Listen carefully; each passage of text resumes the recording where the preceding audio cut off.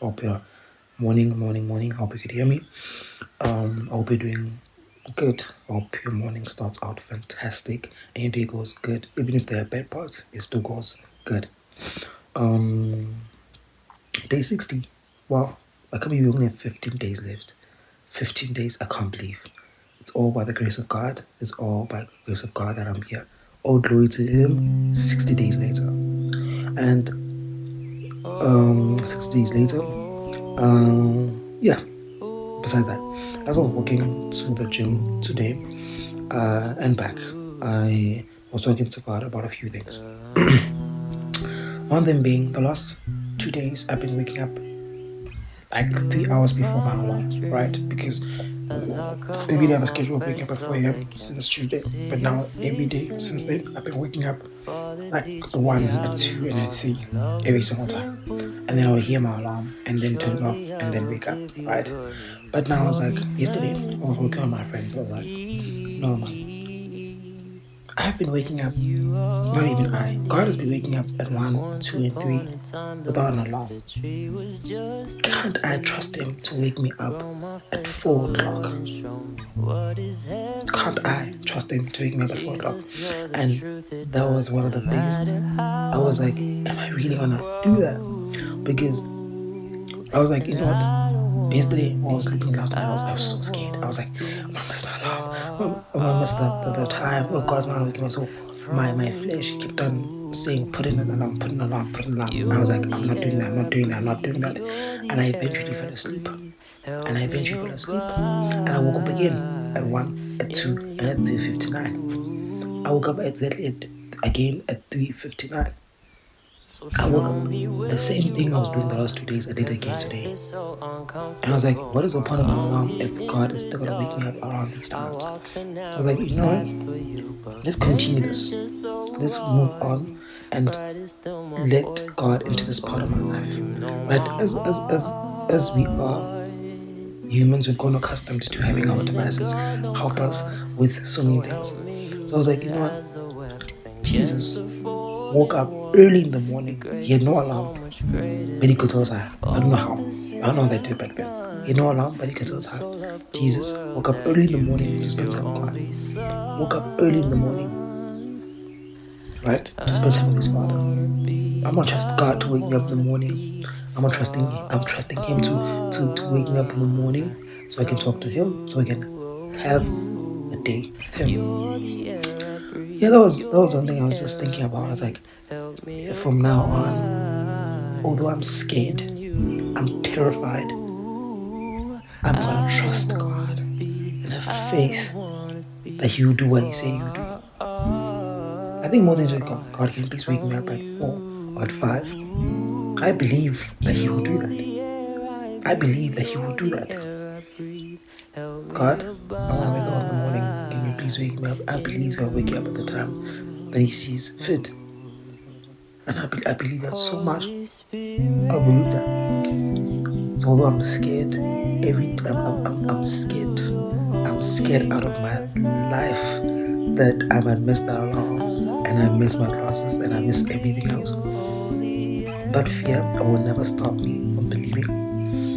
Never stop me from having faith that I serve a powerful God.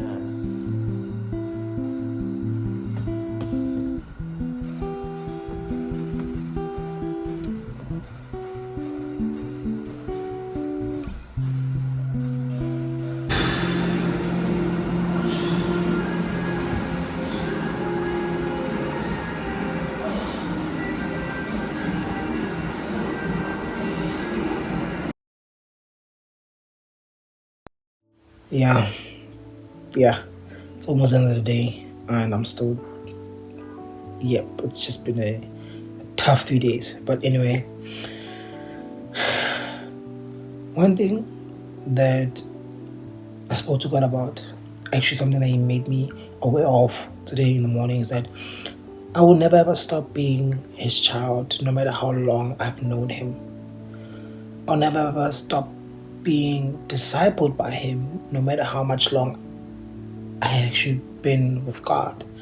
Right? No one ever actually stops being His child, even though you've been with God for like 50 years, 2 years, 3 years, 2 months. The timeline does not matter. What matters is that once you adopt into His family, right, you are His child from now until the very end. Right? Until the very end, you never stop being His disciple. You never stop being His vessel. You never stop being His child, no matter how long you've been with God. Unlike so many things that we know of, we have to like do step by step to be like, let's just say we have to step by step to grow up. Like you have like to first pass like toddler years and then teenage years and then adult, young adult years and adult years, and just to get to those parts of your life, you have to get to a certain point, right? Where you have to just go to a certain point, and then once you're here, you're now out of your teen years and now in your 20s. Once you're out of your 20s, in your 30s. With God, is nothing like that. You can be with God for 10 years, you still be His child. And I always remember this, right? It's one of the things Jesus spoke about, is that the kingdom of heaven is for those who are young at heart, right? Those who are young at heart. Because why? Because when you're young, you're dependent on your parents. You're dependent on who's raising you, right? Those who are young at mind, right? That the kingdom of heaven is those who are young at mind, who are young at heart, right?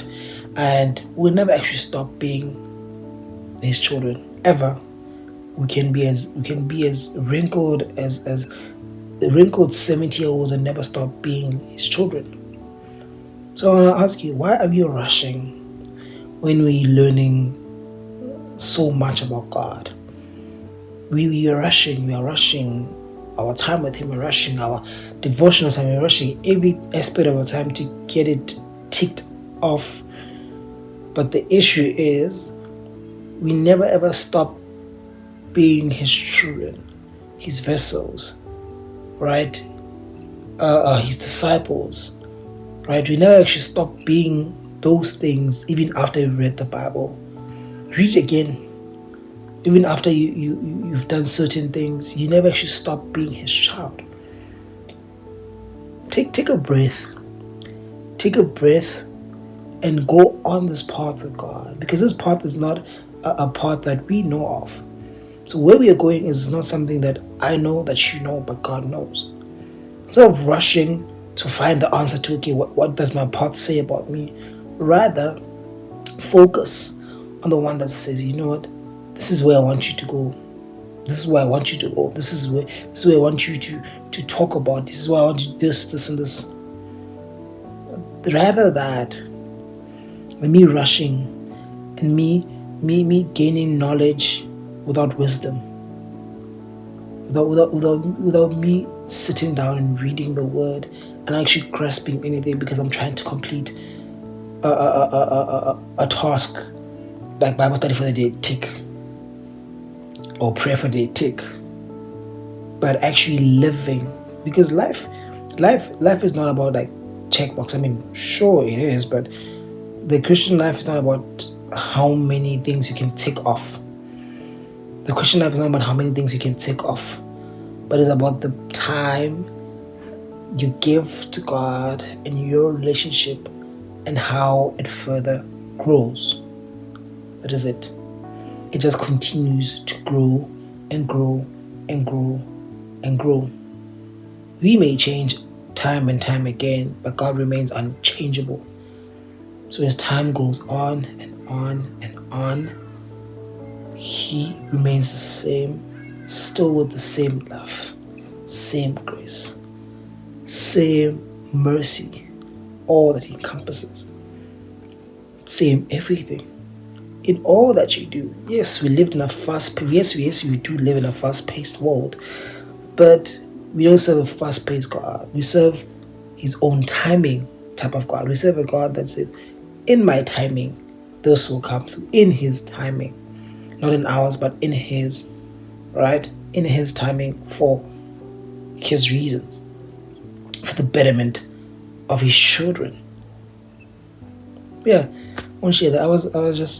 I just want to share that on day 60. Yeah, day 60 has been tiring. It's been tiring for real. But off to the next 15 days, counting down to the next 15 days of the 75 days with Jesus. And honestly, it's been a very good journey.